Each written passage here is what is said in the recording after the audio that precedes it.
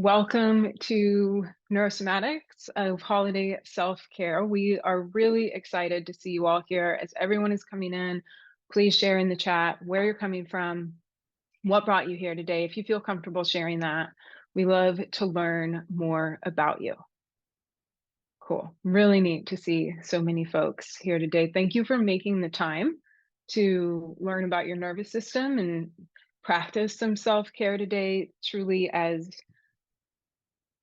one of us works with our nervous system, we all feel that has big reverberations. So you're doing good, big work today, and we are really excited to spend this time with you. Ooh, Hawaii, Pennsylvania, Germany. Awesome, awesome, awesome. Okay, as folks are coming in, let's just take a minute to like settle into the space. So if you can, just put your feet on the floor, lengthen your spine, relax your shoulders, eyes closed, eyes open, whatever feels good for you. And let's just take a couple breaths together, just kind of coming into the space together. If it feels comfortable, you could rub your hands together, just kind of feeling your own body and the energy of your hands. And take a gentle inhale through the nose and take a nice, long, relaxed exhale. And let's do that 2 more times. Inhale through the nose. Maybe even like an audible exhale, just release. And one more time. There we are. Good. And then if you're ready, open your eyes. And here we all are together to talk about holiday self-care. So for those of you that don't know me, my name's Elizabeth. I am the founder of Brain-Based Wellness and Neurosomatic Intelligence Coaching Certification. And I'm joined here today with Melanie Weller, who is vagus nerve expert, lead educator in neurosomatic intelligence, and has a very long, amazing history as a clinical practitioner working with the body and the nervous system, and with Matt Bush, who is a internationally renowned expert in applied neurology. He's the founder of Next Level Neuro and a lead educator in the Neurosomatic Intelligence Coaching Certification. And we're going to be working with you guys today to really help you develop a practice of self-care at a very deep level for your nervous system through the holiday season, teaching you a little bit about what's going on in the brain, in the nervous system, in the body, and giving you some practical, actionable tools that you can use to start to work with that system. And I know a lot of you are here because you want to learn about NSI, about the certification course, and I'll give you all the details about that at the end. So there'll be time to learn all about that. And then we'll open it up for Q&A at the end as well. So if you have questions, you can feel free to leave them in the chat. We'll try to answer them as we can. But I'm going to save a lot of them for the questions because we have a lot to get through in a short amount of time. So we'll go through all the education and the tools, then we'll learn about the program, then we'll open it up for Q&A, and I'm prepared to stay and hang out and answer questions for as long as you guys need, so don't worry, there'll be plenty of time for that. Okay, let's get started. I'm going to share my screen with you so that we can get some slides up here.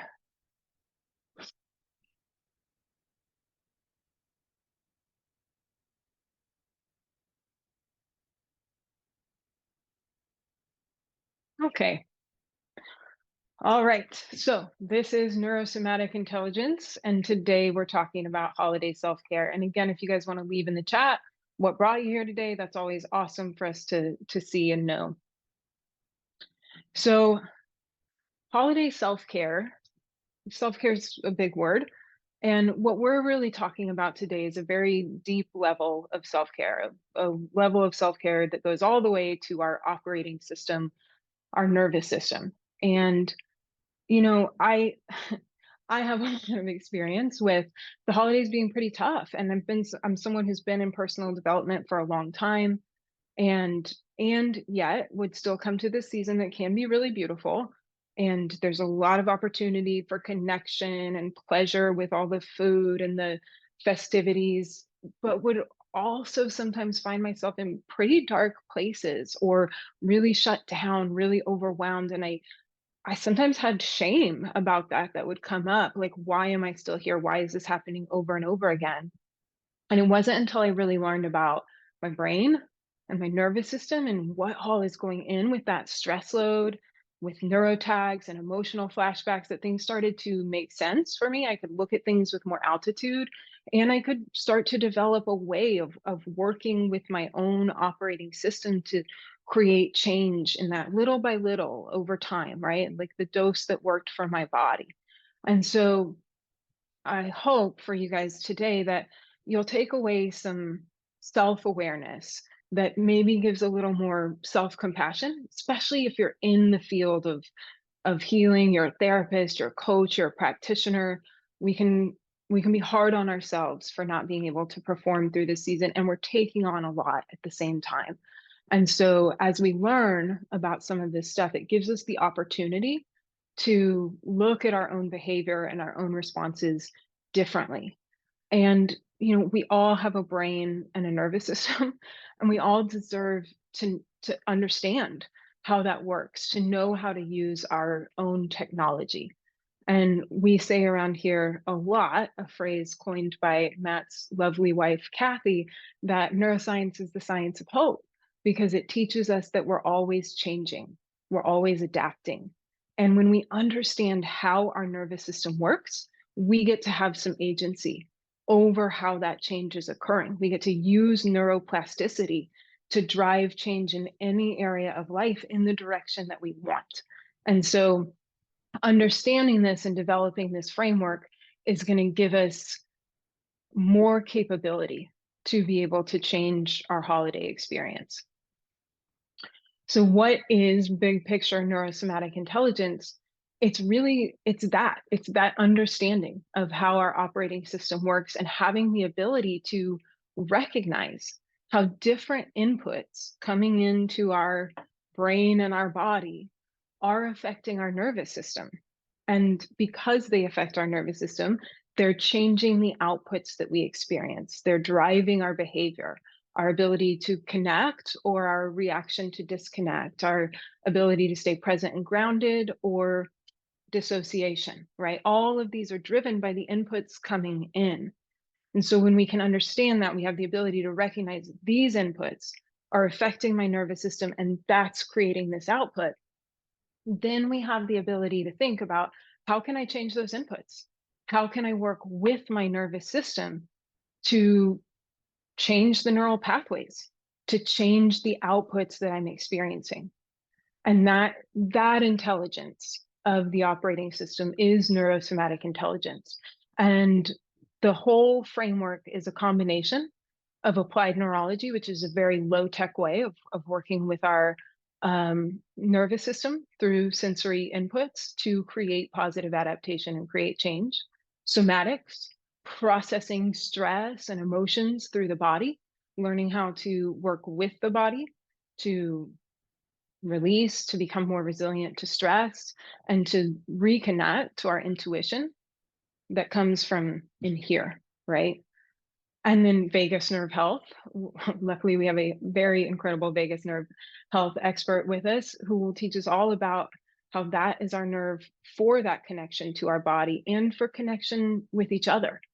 And then also brain health, how our brain is interpreting and making sense of the information coming in and how we can work with our brain, again, because of neuroplasticity, to change our interpretation of the inputs coming in. So when we combine all of these things together, that's really the framework of neurosomatic intelligence. And then when we think about the holidays, especially, there's a couple reasons, a couple things that I want to really drill down into about why this can be a loaded time for all of us, right? Like, again, it can also be a really beautiful time, sparkly time, lots of fun, lots of parties. But there are also reasons why, for our body, for our nervous system, for our brain, it can be challenging.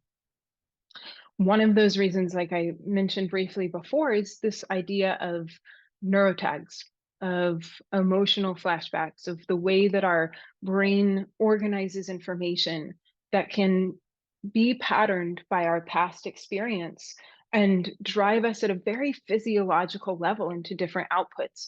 And so, really understanding that how our expectations, our past experiences, even our interpretation of different sensory information is affecting our brain a lot, especially during this time, because it's such a highly sensory time, right? The smells, the sounds of the holidays can really activate those neurotags. We're going to talk more about that.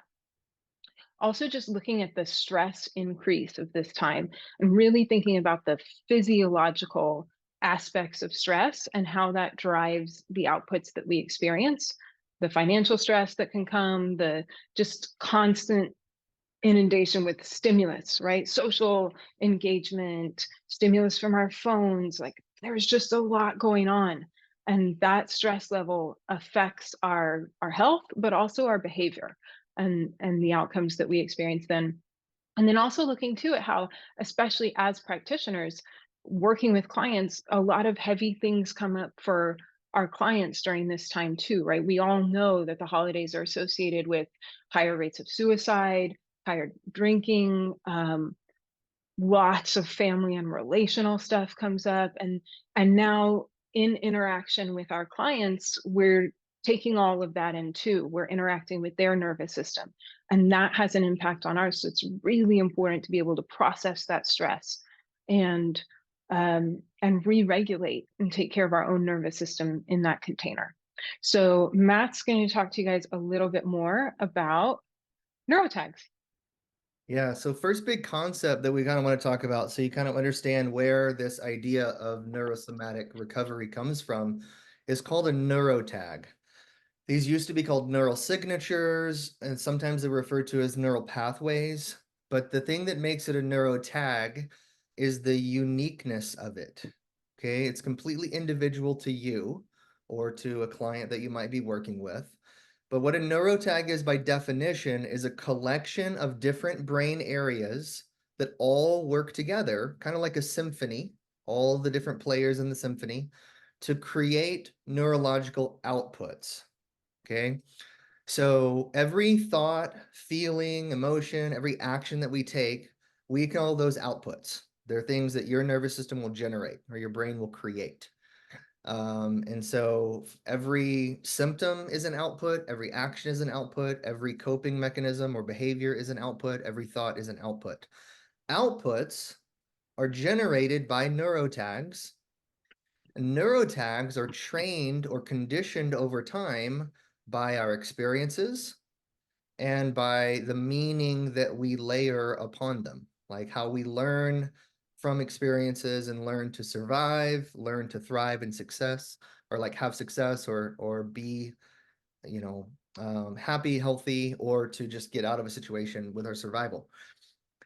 So they're unique in their structure because they're made up of your own experiences, but they create all these things that happen to us. Like they create our pain, they create our anxiety, they create our symptoms that we have. Okay. And the thing about a neurotag is, as this kind of interconnected network or this matrix of different brain areas, if you activate one little piece of the neurotag, you're going to pull the whole thing up to the surface. All of it comes out to play. So this is why triggers are so powerful in our experience as humans, is that one little thing can set us off, and then we go into a cascade of triggers or trauma responses because we're not just activating the one little thing, we're activating the whole darn neurotag. Okay, so let's hit the next slide real quick. What we want to think on here is that we want to be able to change our neurotag responses. That's what neurosomatics is all about. That instead of our brain constantly going back to the same neurotags that are keeping us in this defensive, protective, coping mode, we want to change the neurotags and change the outputs. The way we're going to do that is by repatterning them one little piece at a time. We give new inputs to the nervous system. We engage in new experiences, and that's what allows us to have new reactions and new outputs. Okay, so what we're doing today in the workshop is focusing on learning a few of these concepts, and then we're going to actually try some new inputs with you to see if we can help you to start changing your outputs. So when we're talking about looking at the nervous system from a neurosomatic perspective, the nervous system really does three things. Big picture, very simplified here. It receives input from our different input systems. So the different input systems we're talking about are our eyes, the balance system in our inner ear. We'll often refer to that as our vestibular system. Our body mapping system, our proprioceptive system that lets our brain know where our body is in space, our interoceptive system, that system inside of us, vagus nerve is a key player in that, and it relays signals from the body up to the brain. And the brain interprets those sensations from our organs, from our muscles, from all those sensory signals, and makes meaning of that. So all of these different sensory inputs are coming in to the nervous system. And then our brain interprets that information. It decides, what does this mean about the world around me, about me, and most importantly, what do I need to do now in this moment to stay safe? Right? The brain is always asking one very important question: am I safe or unsafe? And then it makes a decision and it generates an output based on that decision. And that output is our behavior, our physical responses, the reactions that occur inside of the body, the racing heart rate, the muscle tension, or the dissociation. It's all of these things. It's a movement. The way my vocal tone is expressing. These are all the outputs that our nervous system then generates based on the inputs coming in. So when we're looking at things from a neurosomatic perspective, rather than trying to just change the output, like I want to change my behavior, I want to show up differently in this relationship, we're going to flip it around and say, what are the inputs coming into the system that are driving this output? And how can I start to repattern and improve the quality of these inputs to now get a new experience? So rather than cognitively trying to push my way into a new output, I'm going to work with the inputs, and then I'm going to also work with the way that my brain interprets those inputs, those neurotags that Matt was talking about, to create a new output. And when we think about our nervous system and stress, you can think about it as your nervous system is like this bucket here, and all of your life stress is going into the bucket. So our thoughts, our emotions, our work stress, the stress of the holidays, the financial stress, the relational stress, all the stress goes into the bucket. But also we have stress created at a really physiological level by deficits in these input systems. Maybe I have a little bit of visual issues. I don't have all of my visual skills. Maybe my brain's map of where my body is in space is a little bit blurry. So every step that I take, every move that I make is adding a little bit more water into that bucket all of the time. Maybe there's an issue with my breathing, more water in the bucket. So that just builds and builds and builds. And when that bucket starts to overflow, we're going to move into protective outputs. Because at a deep level, our brain and our nervous system understand that too much stress for too long is dangerous and it causes disease. It creates a disease state inside of the body. So our system will quite intelligently create outputs that start to reduce that stress. And that output could be something like pain, right? If I'm in pain, I'm going to take smaller steps. I'm going to work out less. Maybe I don't even go into work to the high stress job. So I'm in that moment safer because there's less inputs coming in. The water level in the bucket goes down, and now I'm not in as much stress all the time.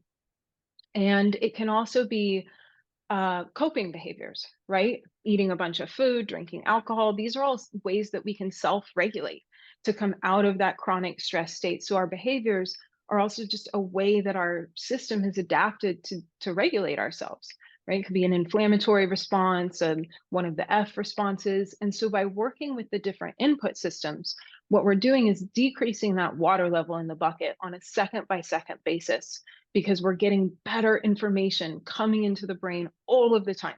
And when that water level goes down, now I have more capacity. There is more room in the bucket to handle the other stress of life, the stress of the holiday season, the stress of everything else, without moving into those same protective outputs. So in regards to the outputs, we put them on a spectrum. Okay, so over on the left side with the red minus sign, is the survival outputs that your brain and body can create. On the right side with the green plus symbol are the like high performance outputs. So it's survival on the left, performance on the right. And the thing is, your brain can really only do, or your body can really only do one type of output at a time. And when I'm working with my clients, I give them a silly example of this, but I go, look, we can't sprint and stand still at the same time, right? If I'm driving my car, I can't slam my foot on the brake pedal and hit the accelerator at the same time. I'm not going to go anywhere. I can either go or I can stop, not both. So when our nervous system is choosing the outputs that it's going to create, if that water level or threat level is really high in the bucket, it's going to give us survival outputs. And you can see what those are in the red and the yellow rectangles, right? Physical pain is a big one. Anxiety and depression, fatigue, fight, flight, freeze, fawn, flop, put all the F's over there. Then in the yellow one is like physiological stuff that happens, immobility in our body, migraines and headaches, inflammation, neuroticism in our thinking, dizziness, vertigo, insomnia. I would probably put motion sickness over there. Like there's lots of what you could think of as like dysfunctions or poor outputs. That's where symptoms live. Those are all, we call them survival outputs because they're trying to either get our attention, like an action signal to tell us, hey, you got to stop doing what you're doing or do something different. Because if we keep going, the threat's going to become overwhelming and I'm not going to be able to respond. Like the threat's basically going to kill me if we don't stop. So it's an action signal, but it's also a protective mechanism where it's actually trying to really enact some protection. Like Elizabeth said, when you're in pain, you don't walk as fast. You're more careful. You're more cautious. That happens with all of those. Okay. So those are all the brain's way of protecting you and keeping you safe and giving you an action signal that something needs to change. Everything on the right side is like, hey, I'm feeling awesome. I'm functioning normally. I'm really healthy. So I can clearly think. I can regulate my nervous system. I'm present. I can make good decisions. Not a lot of physical pain right now. I have good strength, speed, coordination, balance. Like everything's good. You know, that's what happens when our nervous system does not feel an overwhelming amount of threat. The threat level in the bucket is really low. And so our brain's like, yeah, you can do whatever you want. You have free reign. Okay. So if I go back to my metaphor of the accelerator and the brake pedal in your car, when the nervous system is going to allow us to have these performance outputs, it's like it takes its foot off the brake pedal, removes the governor from the system and says, yep, full speed ahead, baby. You can do anything that you want to do. That's what we're trying to encourage. And the way that we're going to do that is by lowering the threat in the overall system. So these are just some more examples of the different outputs that you could experience when you're in that threat level, right? And so you can take a look at these and maybe recognize some of your own behaviors, responses, things that occur for you as a signal from your body, from your nervous system. Hey, the water level's way up here. And it is natural to move into some of these protective mechanisms when we're at max capacity in our nervous system. So when we think about the holiday season and what do we start to do about this now that we're seeing that this is happening? We're going to teach you some tools in just a second. But we want to understand that the holiday stress load leads to increased water in the bucket. At a very physiological level, that stress level is rising. There's just more interaction, more stimulus, more everything. And if we have those deficits in our input systems, that's now more stimulus coming into the input systems where there's already a deficit. And so working with the nervous system regularly is the first big key step to starting to bring the water level down and create change. So we're going to teach you some tools today, but also take away from this that there really does need to be a daily practice of working with the nervous system to rehabilitate the deficits in all of the different input systems so that they don't get so overwhelmed with all of this sensory information. And then also, we want to use our neurosomatic tools to help us regulate before stressful events. That's one of the best ways to get started with this work is if I can find a couple tools that help my system decrease the water level and create that internal sense of safety, create more regulation. If I can start to do these little short practices before and after stressful events, then I'm now going into that event with more capacity.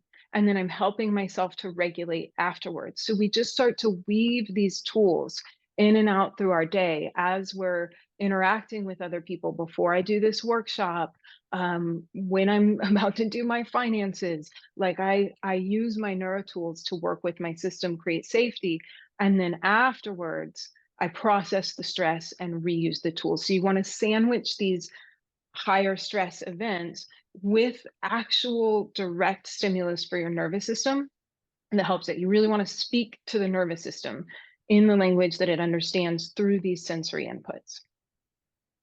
So in order to know if the inputs or the drills and exercises are actually helping, we are going to use an assess and reassess process, which will give us immediate feedback about how your body and nervous system are taking in the inputs.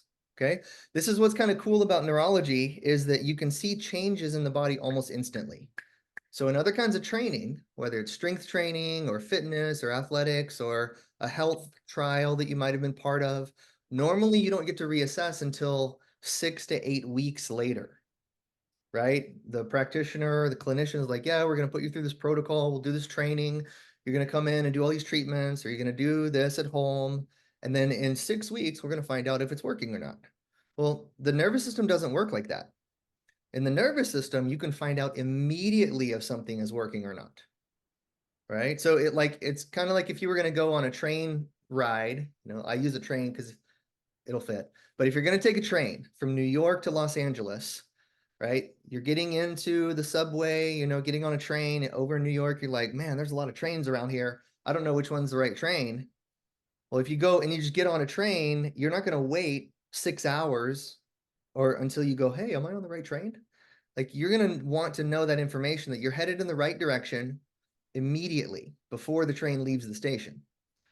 Same thing here. You want to find out right off the bat. We also want to make sure that we're maintaining what's called minimal effective dose. And most people have heard this term before in regards to pharmaceutical medications or supplements, because it's like, I'm going to take the minimal amount of the medication to get the intended effect. If you take too little, nothing really happens. If you take too much, probably bad things happen, right? So the graph here is how we think about our exercises and the response. So if you do too little of an exercise, you're going to end up in the black area of that curve and nothing really changes, okay? If you do way too much of an exercise, you're going to end up in the red area, which is labeled as a harmful dose. You can't see all of that, but that's the label there.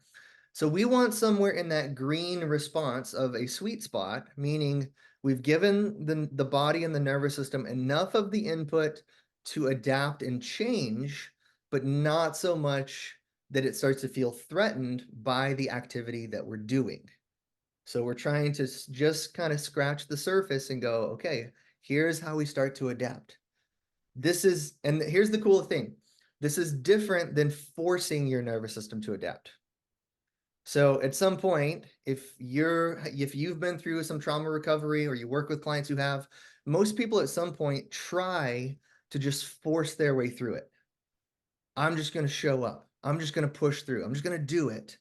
And we push and push, thinking we can overcome that trauma. And what happens is usually we crash even harder. Neurosomatics really respects the nervous system and goes, let's not force it, because that's going to create more threat. Let's give it just enough to slowly adapt it day by day by day. Okay. So to assess how things are going, we're going to use a basic range of motion assessment. This is body movement. And the actual movements that we've chosen here do not have a direct connection to the exercises we're doing. It is not like this exercise makes my body rotation better. No, the way these work is that the activities we're using for the assessment are global indicators of what's going on in your nervous system. Okay, so here's a quick example with this body rotation. We stand with our feet right underneath our hips. They don't have to be touching like the photo. They can just be under your hips. Arms out, hands are touching in front. We rotate around. So I can rotate this far to my left and I can kind of see, thank you, Elizabeth. I can see how far I'm rotating to my right and to my left. Whoops, I hit the wind chime. Now, if I do a quick input, just as an example, I'm going to push my tongue into my right cheek and do some humming.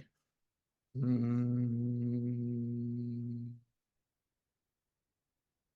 then if I reassess, my range of motion is much worse. So I would go, okay, my nervous system did not like my tongue in my right cheek. That's a super simple, easy thing. But if I do tongue in my left cheek, and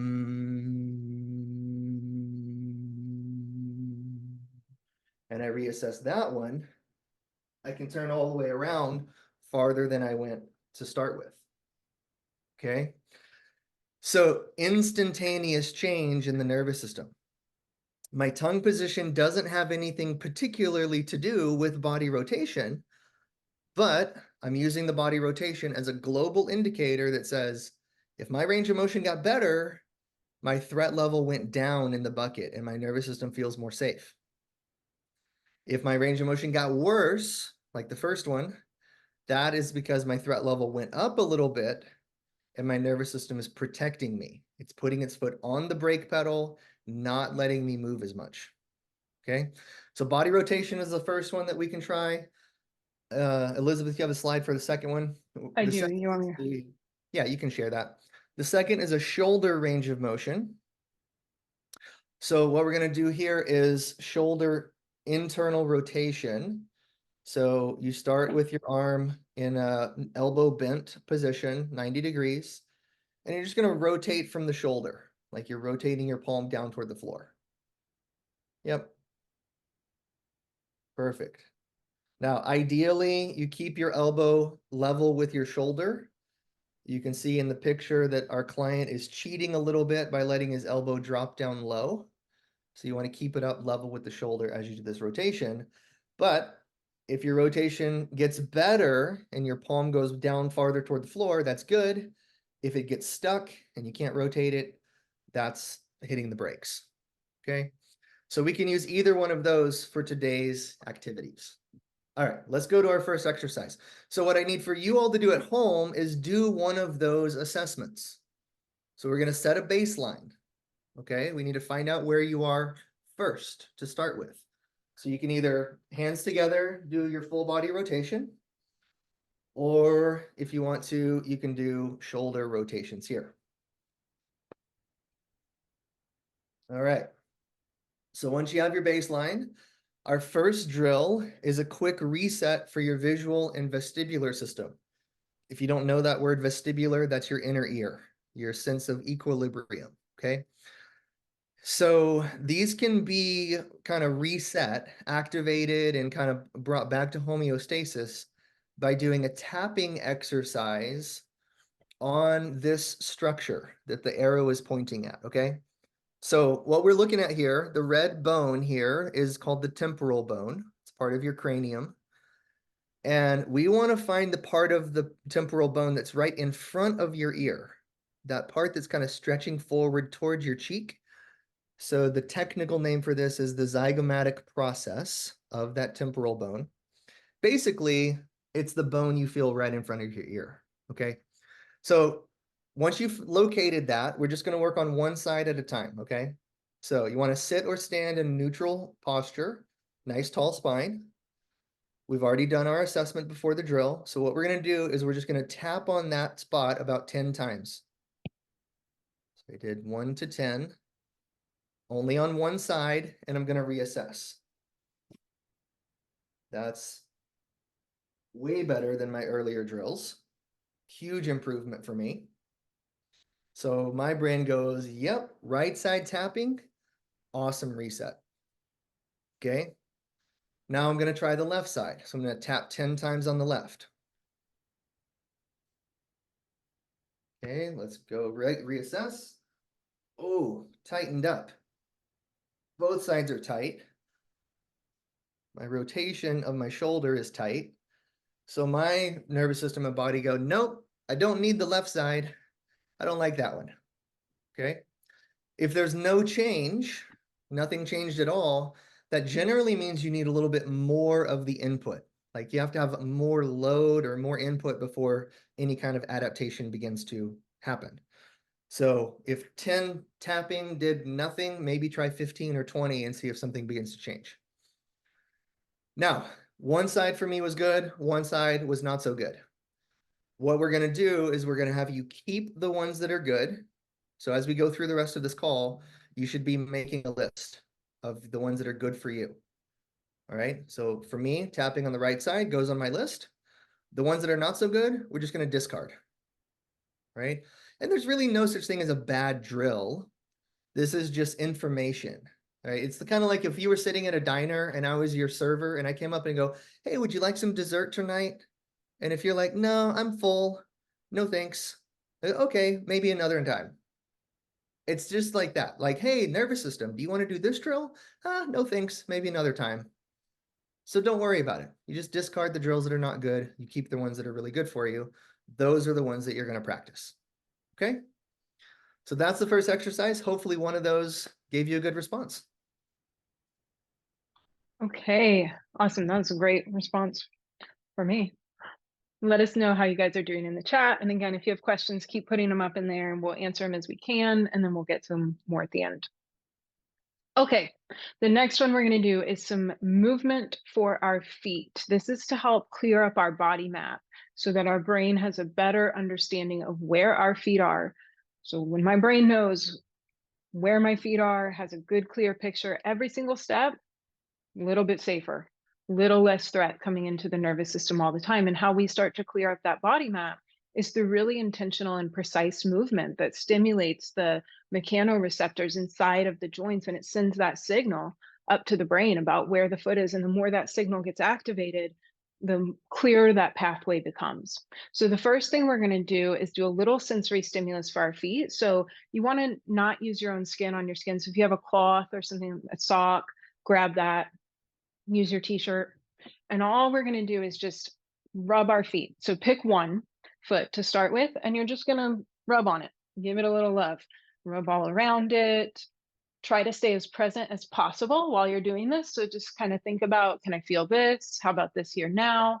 Make sure you get all your toes, the bottom of your feet. It's always a good idea to do sensory before movement. So I'm just rubbing my foot. If you want to close your eyes, if that feels comfortable, you can do that. Really create a picture of your foot in your mind's eye. If you have any tattoos or scars, give those areas a little extra love. And then what I'm going to start to do is articulate through my foot. So the movement, if you're watching my hand, it'll be like this. I'm going to curl my toes under, curl my foot in, and then peel my toes back. So it's like I'm making a wave through my foot. So you can do this seated. I'm going to come up here so you guys can see my foot. And I'm just going to curl the toes first, and then think about like lifting up through my arch, bring my foot down, then peel my toes back toward the top of my foot and curl my foot up. So I'm trying to really get some big movement through the foot, really articulating, really precise. Do that about 5 times. And then we'll reverse it. So now as my foot goes down, my toes are going to extend back. And then as my foot lifts up, I'm curling my toes under, like I'm picking up a cloth or something off the floor with my foot, waving through the foot. So go ahead and do about 5 in each direction. And then just take a breath, take a nice long slow exhale, and then reassess that. See how your nervous system responded. You could do your full body rotation or your shoulder.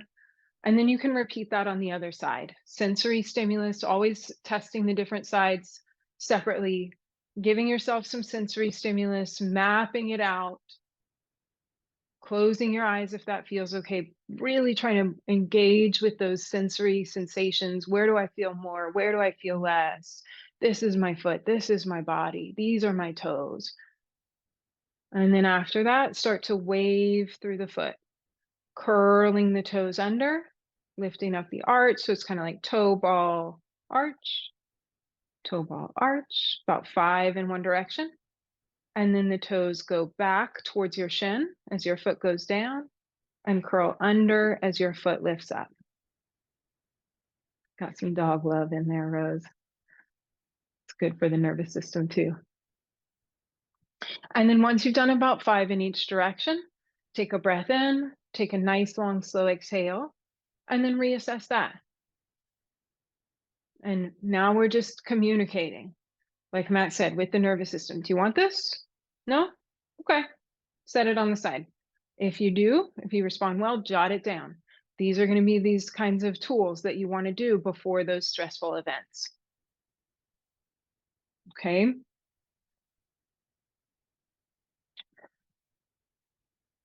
And then one more big important thing to think about when we're thinking about this holiday stress load, especially as practitioners working with a lot of different nervous systems out there, is that we are connected beings. Our nervous systems are constantly in communication with one another and constantly responding to one another. My nervous system is adapting to your nervous system, to all of you right now in this collective space. Your nervous system is adapting to mine. So that's why it's really important that I do some regulation before I get on this call, because the state of my nervous system is going to affect you.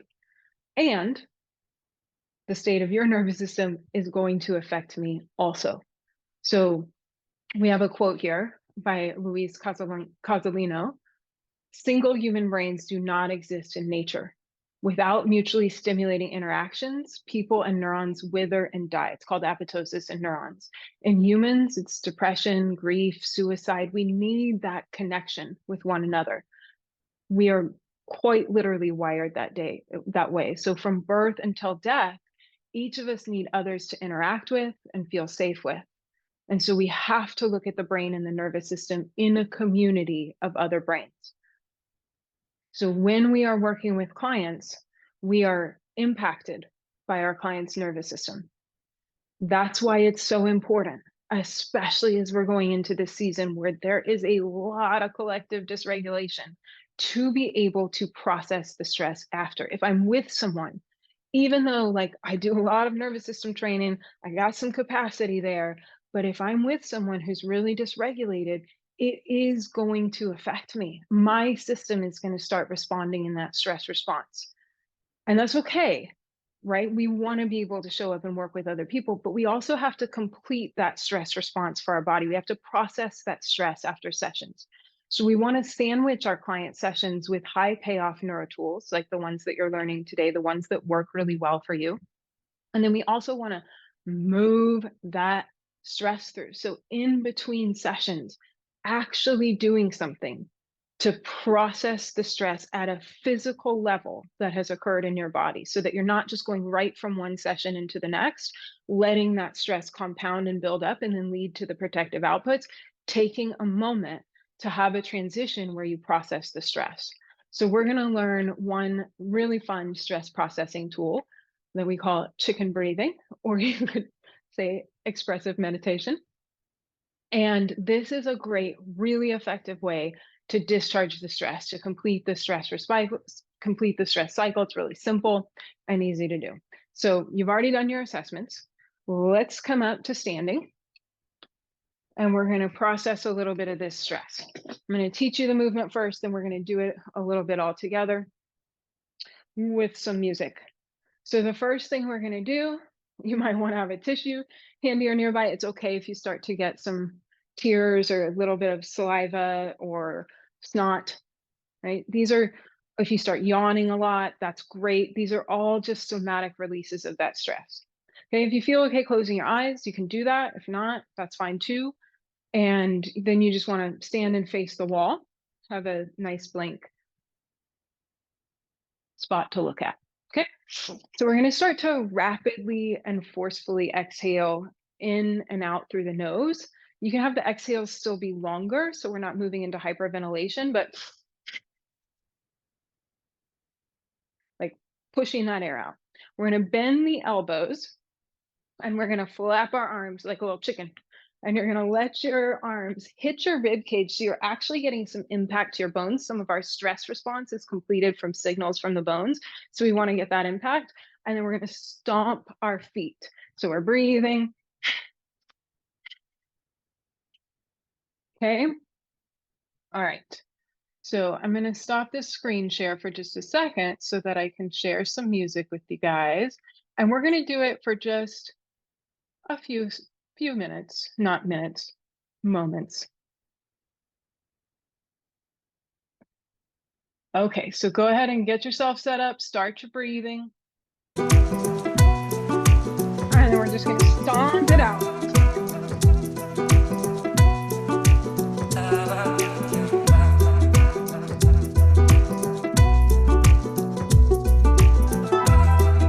In and out through the nose, stomping the feet, hitting the rib cage.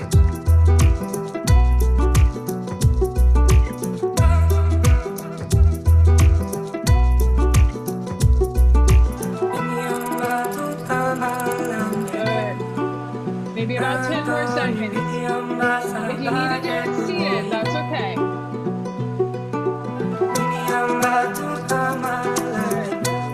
And maybe just shake it out.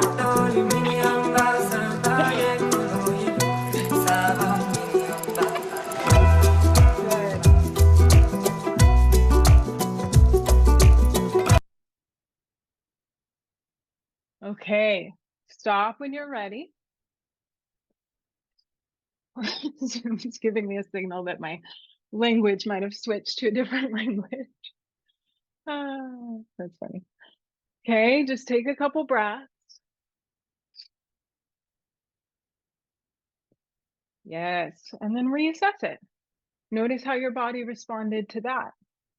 Maybe there's a little much stimulus. You could take it down. You could just stomp in your chair in between sessions. You could just do the arms. You could just do the breathing. But we want to start baking in that habit of really working with our system to process the stress through, especially when we're working through this time of year. Okay. Cool. I'm going to share my screen and Melanie is going to take us through some more stuff. All right. Closing out with my favorite topic, the vagus nerve. So we know through the research that stress and trauma always affect the voice and the breath. And nobody experiences stress or trauma and walks like a runway model down the sidewalk. We all give up rotation. We lock up, where our arms stay close, and we give up the normal rotation that we would have when we walk. And so we carry stress and trauma more heavily on the horizontal in our bodies. And where we have those horizontal thresholds, like our vocal cords, our diaphragm, our pelvic floor, and you have some arterial and venous ones in your body as well as the base of the skull, that we have vertical structures going through those, especially your vagus nerve. And this is really what I've spent at least the last 25, maybe the last 30 years working out, is to, when you give people more, when you give the vagus nerve more room to breathe, when you open up those horizontal thresholds in the body, you improve the quality and clarity of the information to the brain. And even though I started really doing this for helping people with pain, because my background is in physical therapy, what really opened up for me was how powerful it was for mental health, that it impacts when your vagus nerve is fully decompressed. You can not only stay present in your body, but you can stay happier in your body. I've been able to really, in the NSI course, I teach exactly how to identify when somebody might be in suicide ideation or planning. And I know that exactly based on my biomechanical tests, and I see it all the time. And it makes it so much easier to be happy and joyful when your vagus nerve has room to breathe inside your body, and it's not pinched by under your diaphragm, or in your diaphragm, in your vocal cords, in your pelvic floor, and other horizontal oriented structures. It also helps you really stay connected that connection, your vagus nerve innervates your heart. You can go ahead and go to the next slide. And our hearts, the electromagnetic field of our heart for each of us goes out about 5 or 6 feet. And it is part of how we connect with each other. And that our electromagnetic field of our hearts is like 80 to 100 times stronger than the electromagnetic field of the brain. And you have more information going from your heart to your brain than you do from your brain down to your heart.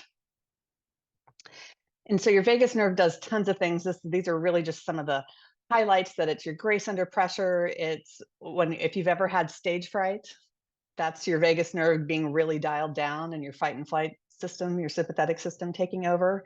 It regulates inflammation, which is why as a physical therapist, I really got into the vagus nerve so long ago, because people were coming to me. I had full caseloads of people with inflammation. It uses the same neurotransmitter that your muscles do. So you get really beautiful changes in range of motion and muscle tone. If a muscle is low tone, it tends to upregulate it so it's more normal. If a muscle's tight, it tends to downregulate it so it's more normal. And as Elizabeth mentioned earlier, your vagus nerve is your primary interoceptive nerve. So it really tells your brain what's happening inside of your body. It's in most of your organs. And so it's really giving that sense of internal safety and embodiment.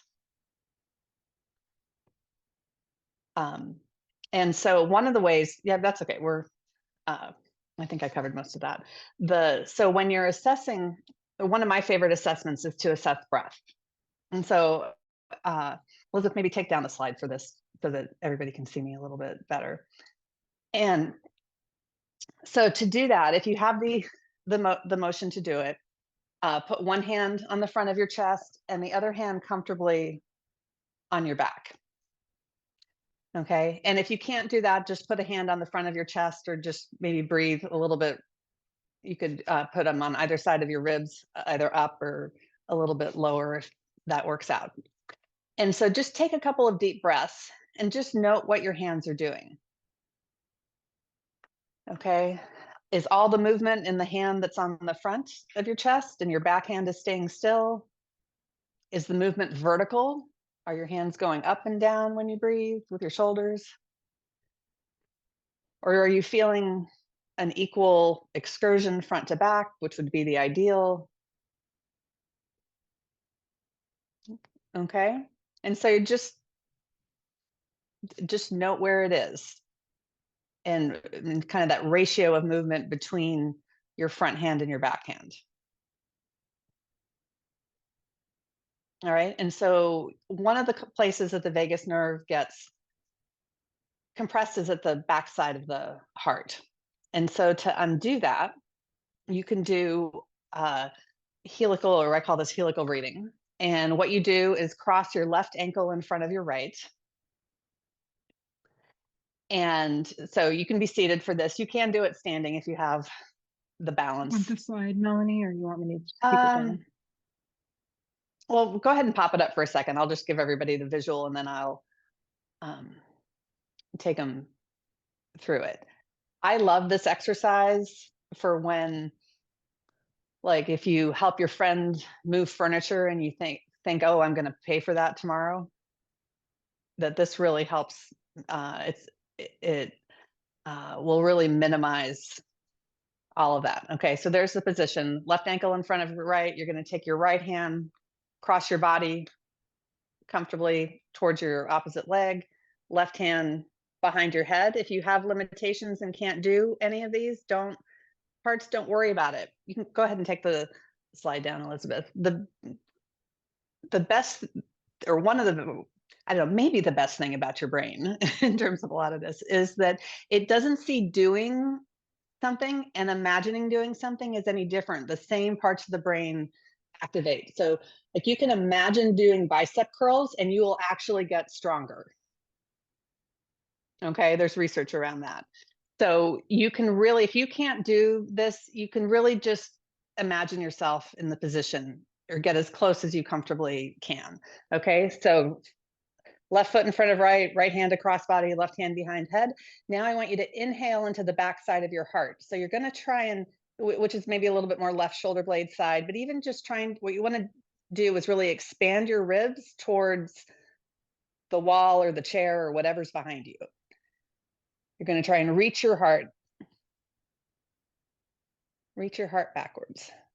And I always like, because I work with the neuroscience of storytelling a lot, I like to tell people that about an Indian proverb that your future is behind you, propelling you forward, and your past is in front of you, waiting for you to make peace with it and clear your way. So when you breathe in, you are breathing into your good future that has your back, that supports you. Okay, so just like, so inhale, hold for a couple seconds, exhale, and then go ahead and reassess and see where you are.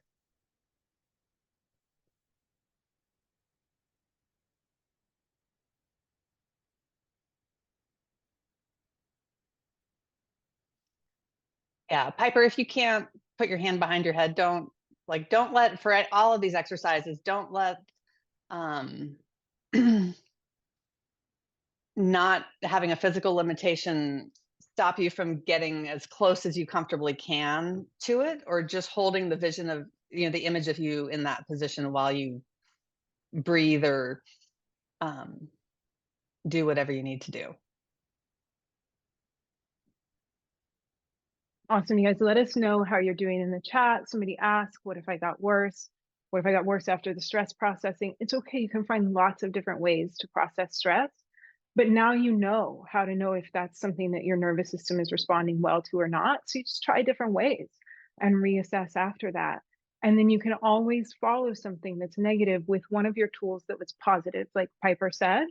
Piper is one of our NSI students, and you can help bring your, Matt was talking about that instant change of the nervous system. You can help bring it back right away by repeating one of your high payoff tools, and know that it's okay if sometimes you get a negative, you just follow it with a positive. So before we open it up for Q&A, I know a lot of you are here because you want to learn more about the Neurosomatic Intelligence certification course. So we are opening up early enrollment for that for the next few days. The window is pretty small because I'm headed out of town and I'm offline. So you have from now till December 19th. I think the registration window will actually be December 20th. And for those that early register, there's $1,000 savings on the course. And you also get access to Melanie's vagus nerve decompression course. The next cohort will be starting in March.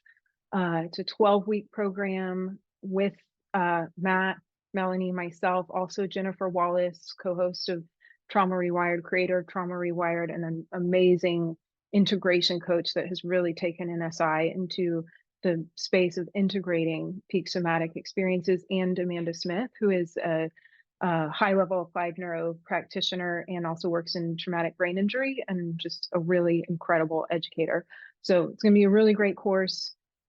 We're very excited about everything that's coming from this program. So if you're interested in learning more about it, we posted some links in the chat. You can book a discovery call and you'll get some emails following up with this to learn more information. We're also including this time of business development component of the course, where you get some coaching on how to integrate this work into your work, how to refine your message,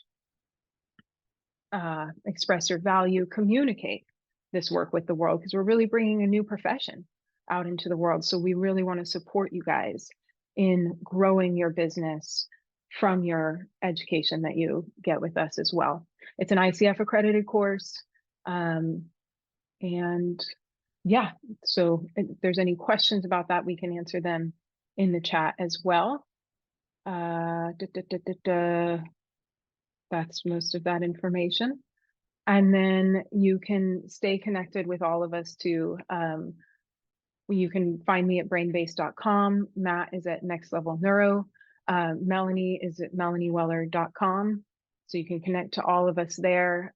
You are welcome to have 2 free weeks of nervous system training to learn a lot more tools and integrate this into your body if you go to rewiretrial.com, so that you can get more experience with this now that you have that solid foundation of how nervous system training works.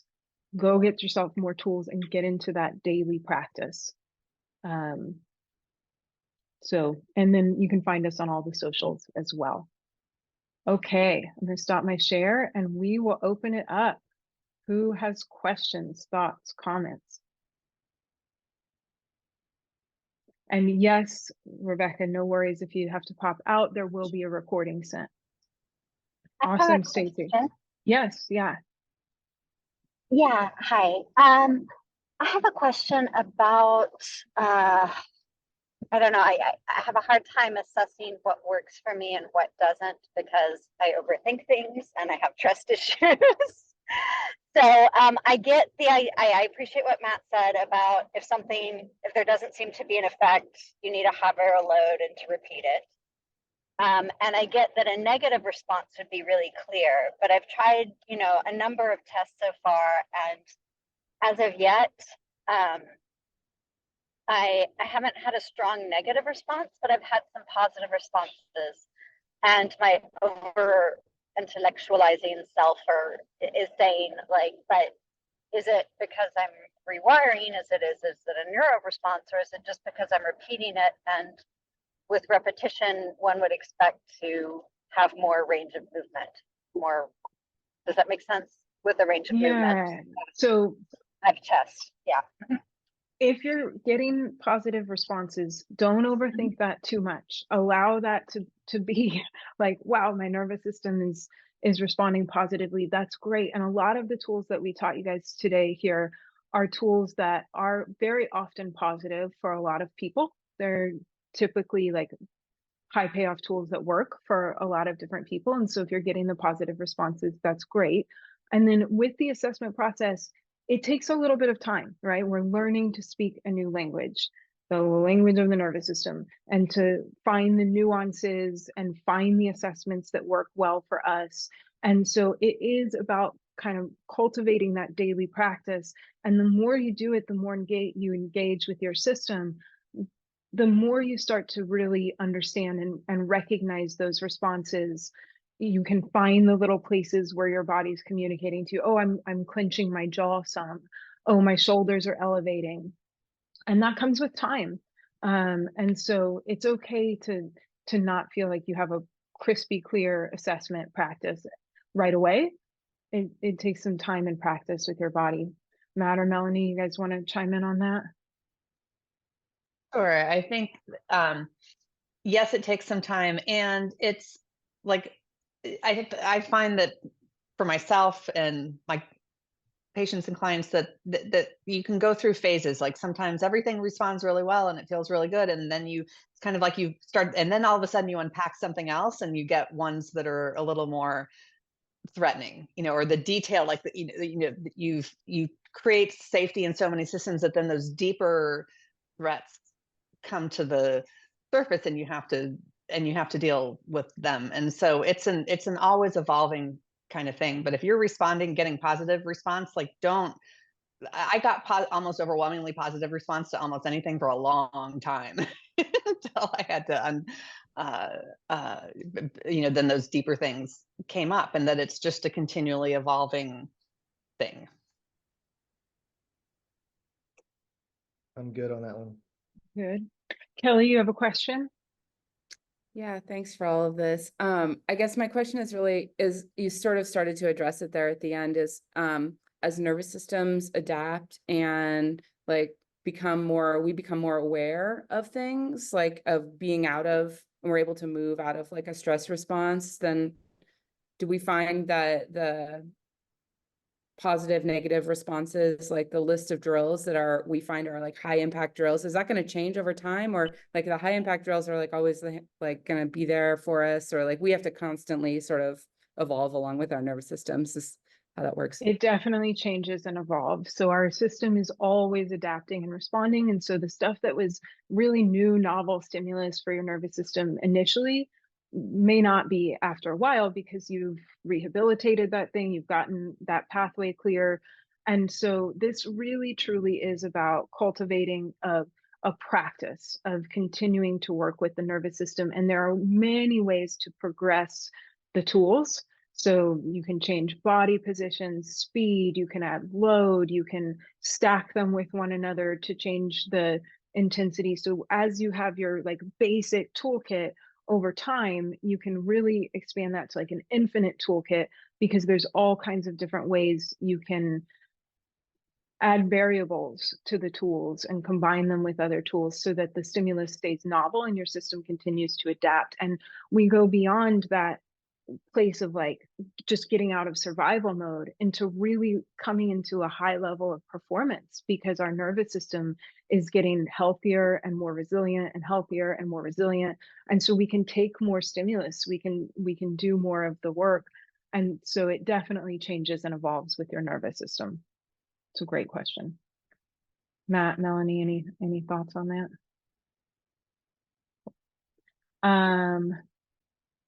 Melina, is that right? I'm Melanie. Melanie. Thank you for calling on me. That was really good. I have a question. I'm definitely interested. I had two questions. One, how much is it? And number two, if I would like to write it off for my business for next year, but would still want to get the discount, is that possible? Yes. So right now the cost of the course is $5,800 with the discount, and we have 12 and 6-month and pay in full plans available. And for those of you that are here, message me and I will see what I can do about extending that into the first part of the new year, and we can work something out. Okay, great. Thank you. Yeah. What else? Trying to see if other hands are up here. Any other questions? If you need, you can just unmute yourself. Jennifer, you want to say hi while Jennifer's here, one of our educators.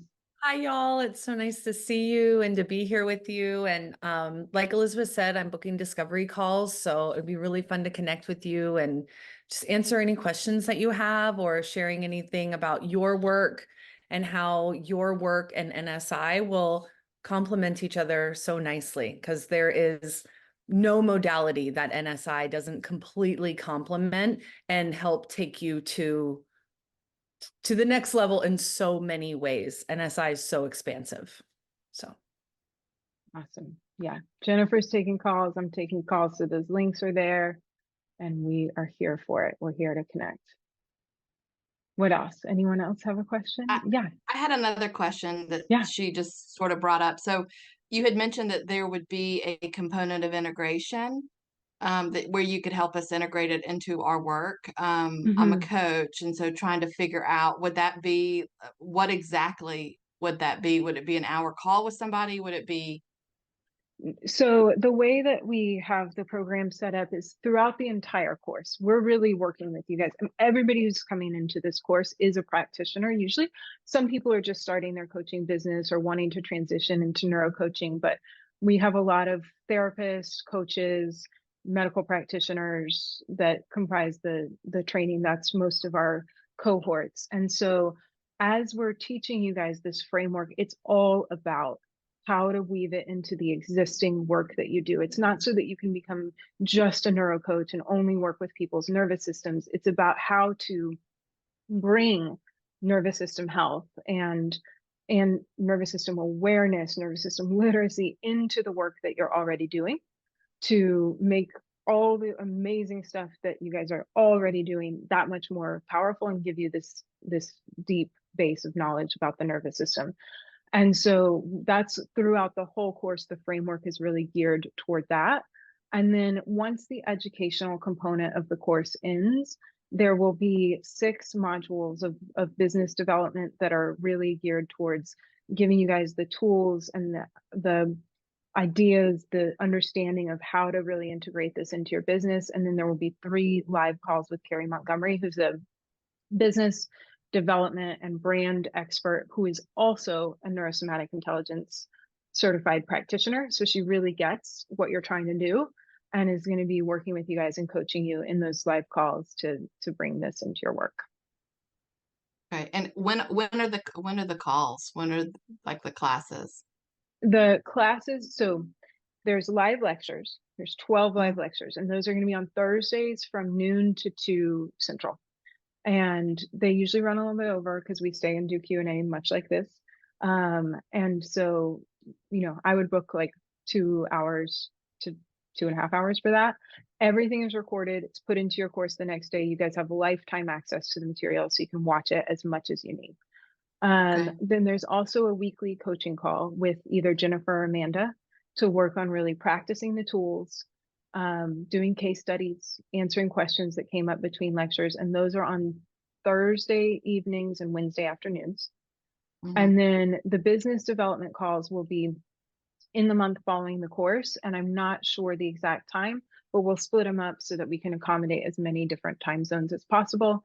And everything that happens is recorded, everything's put into the course, and you have lifetime access to watch that as much as you need. Okay. And then how big is the cohort generally? The cohort is usually between 40 to 45 has been our last cohort size. We cap it at a 15 students to 1 educator ratio, so that there's a good amount of high touch. We try to be very accessible to you guys. We also have a Facebook group where people can post questions.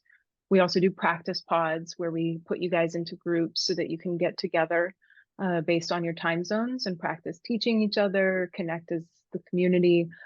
The community is one of the most amazing things about the course. It's really an incredible community of very forward-thinking, very supportive practitioners that are all super excited about the nervous system. And Yeah. so it's really fun to be part of that. And we try to give you guys lots of time to connect there too. Okay. And so we would be able able to use your material with our clients. Yes, it's an ICF accredited course. You get your certification at the end. There's a test out. You can take the test whenever you want. You don't have to take it right at the end of the course. Some people wait 6 months, some people wait a year.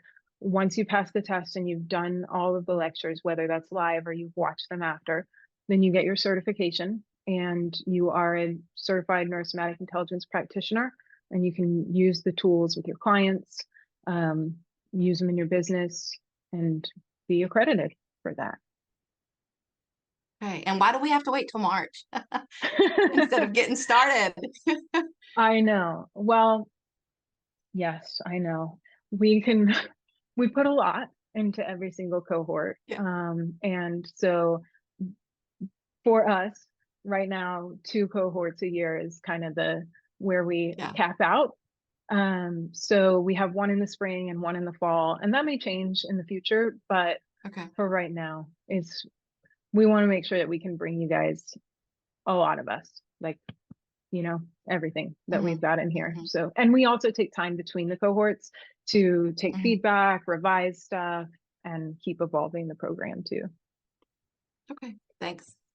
Yeah. What else? These were great questions. Did we already talk to Sarah? Sarah. Sarah has Yep, her hand up. sorry. Can you hear me? Yes. I don't have my video on. I'm sorry about that. Just the questions about if we're working with clients who want to dive into neurosomatics right now before I have a chance to go through the course, where could I direct them to? You can direct them to rewiretrial.com. I have the 2 free week trial there. And even if people just do that trial, it really sets up a lot of these foundational components and takes them through a class a day of about 20 minutes that teaches a bunch of tools, how to work with the nervous system, how to get some understanding of this so that they can begin change. You can practice some of the stuff that we did today if you feel comfortable with that. But yeah, that's a great free resource to get started. And then if they want to stay and keep going, they can, but they don't have to. Oh, I think you're still muted. Can you hear me? Yes. Yes. Okay. Yeah. My name is Sharon. My daughter's name's Talia. She gets on the laptop and changes it. So, but either one, it's fine. First of all, I just want to say thank you and hello, because to you and to Jennifer and to Matt, because I've listened to I think pretty much all of the Trauma Rewired episodes. They're fantastic, and you guys are doing a really great service. So thank you so much for what you're doing. So that was one thing. I just want to say thank you, and I wanted to find out if I'm not able to start in the spring and may not be able to start till the fall, and I want to do the 2-week trial that you were talking about. Beyond that, is it through doing that, can we still become part of, like, is there a community that is available that we can Yes, be a part definitely. of? Yeah. And is that only through Facebook? That was my other question, because I don't do Facebook. And so I'm just wondering how that works. So with the 2 free week trial, that's kind of the portal to a membership site where we are on the site live 5 times a week, really working with people to help them develop a daily practice of nervous system health, also emotional processing and somatics. Melanie's on there once a month teaching a vagus nerve decompression or vagus nerve health workshop. And it is also a really awesome community of people who are there to grow and to heal their nervous system and to process emotions together in a safe space. And there are hundreds of classes on there in the on-demand library that deal with everything from respiration to body mapping to processing anger and stress, and all of these things are there. And it's a really great community, and it's a good place to get started. Like, if you're not ready for taking the course and doing this big dive as a practitioner, this is a great way to develop that nervous system practice, to really, start doing this and to do it all in community. And we have a Facebook group through that too. And then there's also the Trauma Rewired Facebook group. I don't know if you're a member of there already, but there's people share a lot on there and connect with each other. And so those are some really great community spaces to engage in this work. Thank you. Yeah. What else? Any other questions? Yeah. Kate. Thank you. I'm having technical difficulties, so I had to use my actual hand. 2-part question for you guys. So I did sign up for the spring cohort, super excited. But I do have a little bit of a kind of question, not bringing up the neuro recovery plan. So it leads into what my initial question was. When I do a lot of these drills, I'll immediately have where I feel that they're helpful. But after I get done with a set, I'll start getting a headache. So I have the initial, output is positive, but then I will get that negative output once my sets of drills are done, even when I go back and do some of those positive drills. I would also just use this as, remember, we're looking at everything as outputs, right? And so even though you're getting a positive response in the moment, there's some communication from the body that some protective stuff is coming up.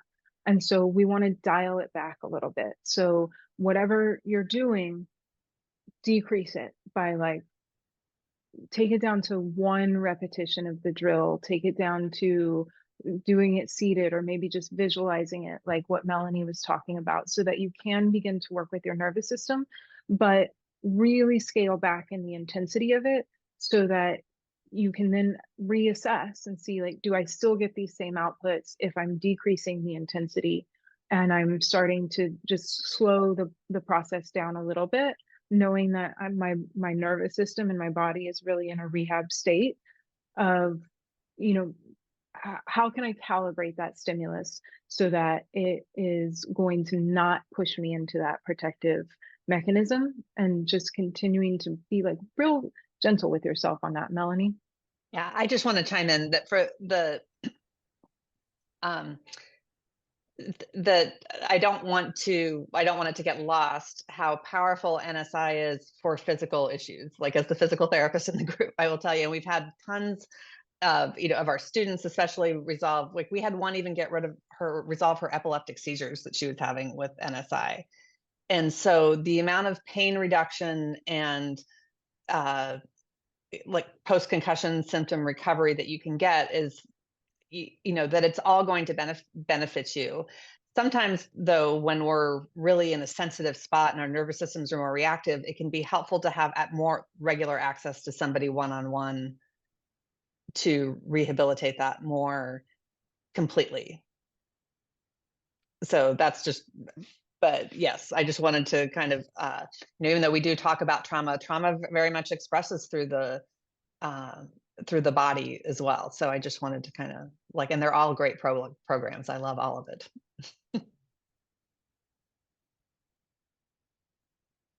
Thank you, guys. Okay. Yeah, great question. Julian said, and is the general premise that over time your body should require less of any of these exercises to achieve a more calibrated nervous system response? Over time, we are definitely rehabilitating the nervous system so that you're experiencing these outputs less frequently, less intensely. Maybe they resolve at some point when we rehabilitate that. I like to keep going with the neuro training because I also want to move in to increasing levels of performance and mobility and all of that. So it really does become like a daily practice. So it's not really that I need the tools less, it's that I can have more complex tools. I can create even more positive responses in my nervous system. But yes, it will evolve over time, and you're not going to be coming up against the same outputs and the same responses over and over again. That will get better with time. That's the whole point, is that this is really the impactful way to create change in that way.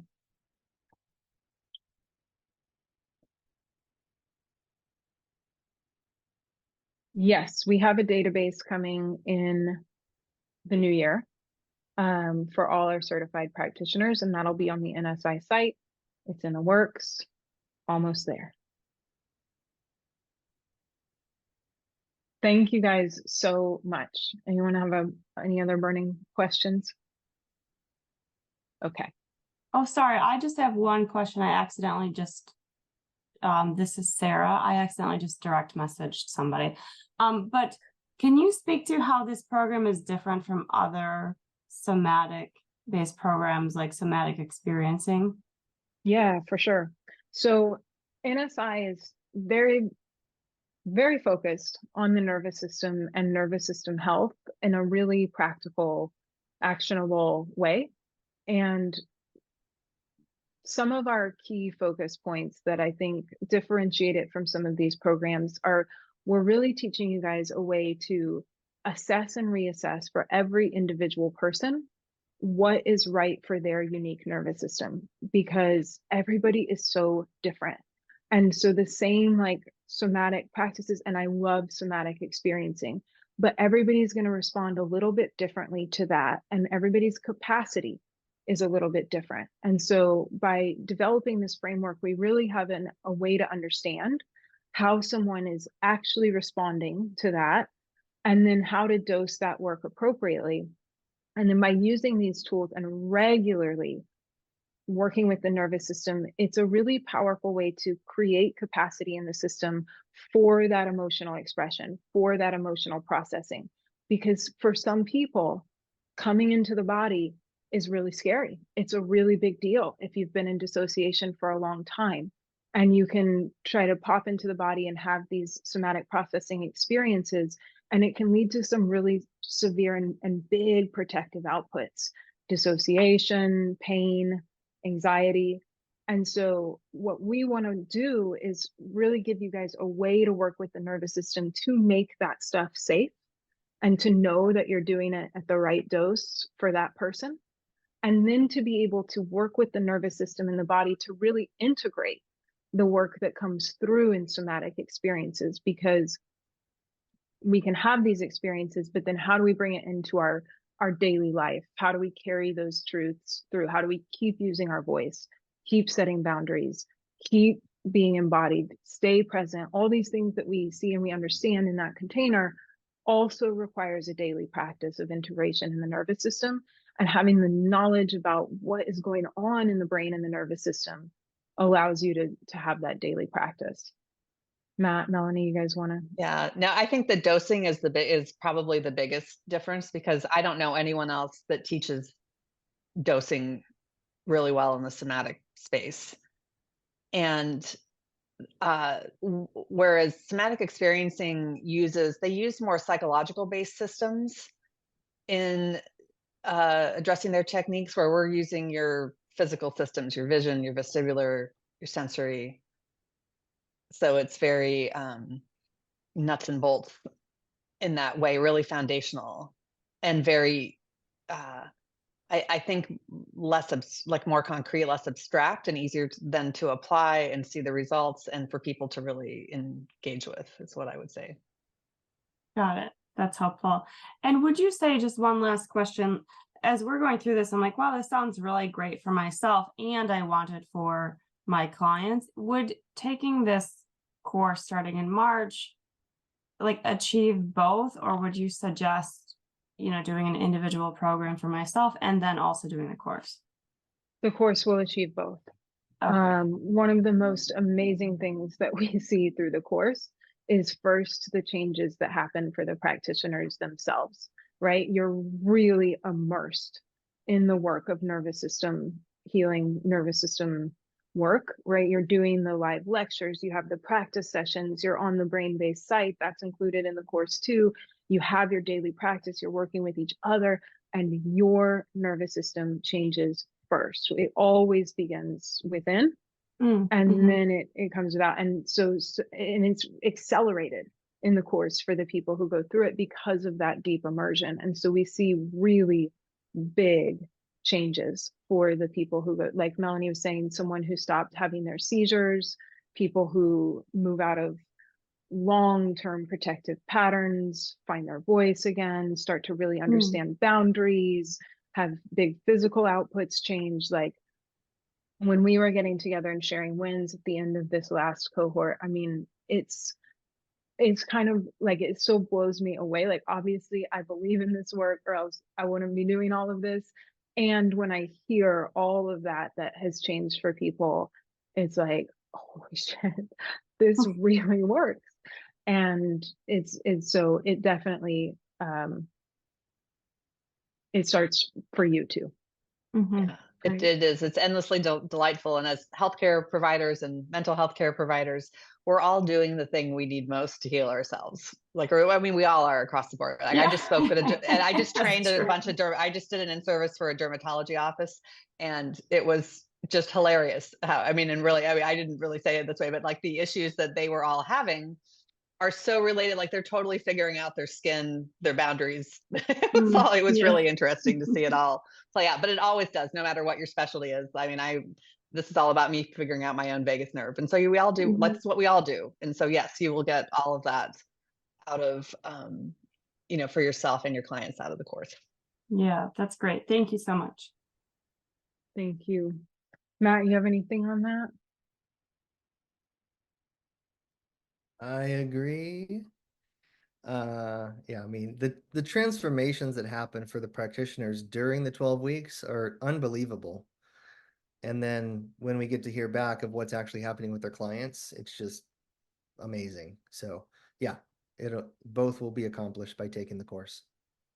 Great. Thank you. Of course. Thank you guys so much for showing up today, for being so engaged. We'll get you all the follow-up information, and the replay will be sent out tomorrow. Thank you, everybody.